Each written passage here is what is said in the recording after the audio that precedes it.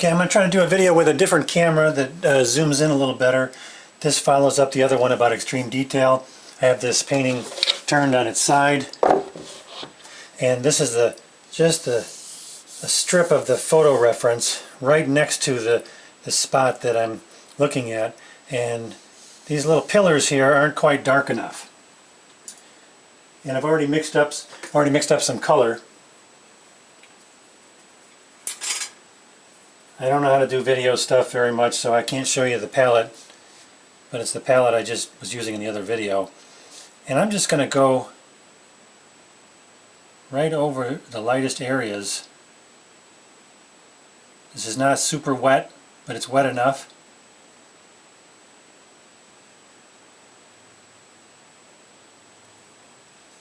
All this area in here isn't quite dark enough. It seemed like it was dark enough, but then when I put in the real darks, the darkest darks, those kind of mid-tones really were not as dark as they appeared. So everything in the world of my paintings is kind of about getting the values correct and getting the colors correct. Really, that's kind of in a nutshell what I'm always doing. I'm saying, is this dark enough, and is this the right color? Is it too red, too blue, too warm, too cool? Those sorts of questions.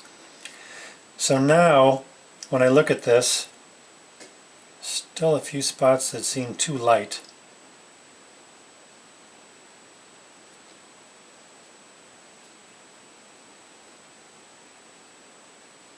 So I'm painting wet into wet right now, but I won't do that very much for anything else here.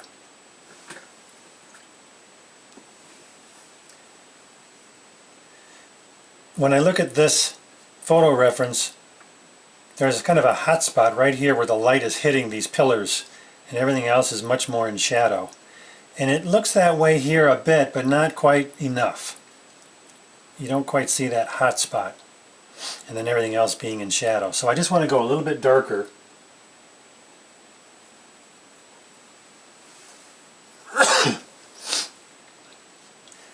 That was me sneezing.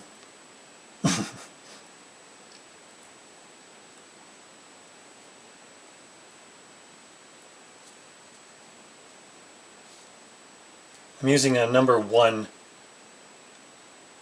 Kolinsky sable.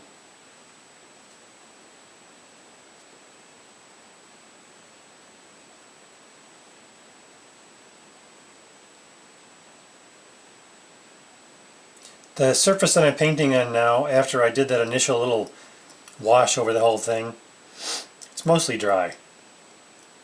Most of what I paint is dry brush, is not wet into wet. Especially in a painting like this, which is very textured. There's not a lot of big, open, even, like water or sky, where I would use a wet into wet technique more. This is a lot of dry brush, a lot of layers.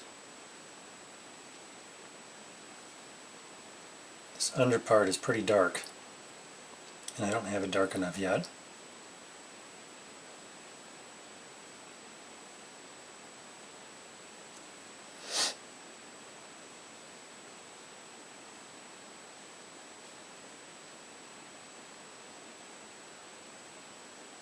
This camera that I'm using right now doesn't have a lot of, it doesn't last very long before the battery wears out or I run out of time on the memory card. So I'm going to have to make this kind of short. But I wanted just to show a little bit of how I can get a lot of control with the technique I was just talking about in the previous video.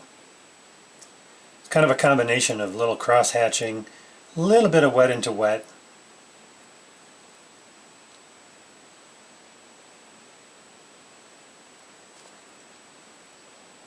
if you look at my paintings with a magnifying glass, which obviously you can't do, but if you could, they would look like traditional watercolors in many ways. You would see the brush strokes. They're just done on a much smaller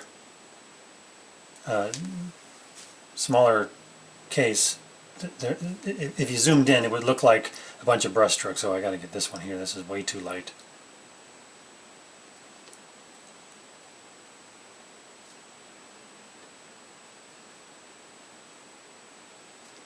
And I'm always thinking about the edges of things. Are they soft edges? Are they sort of soft, sort of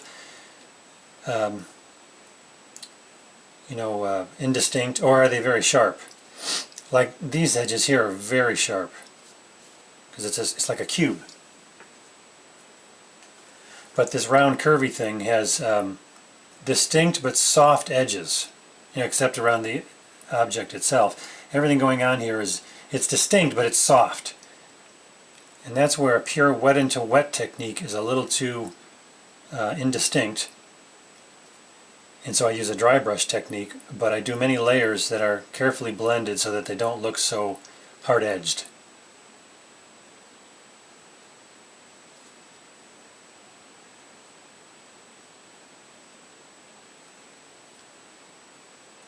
Okay, I'm going to stop the video because I think it's going to run out of battery or it's going to run out of memory.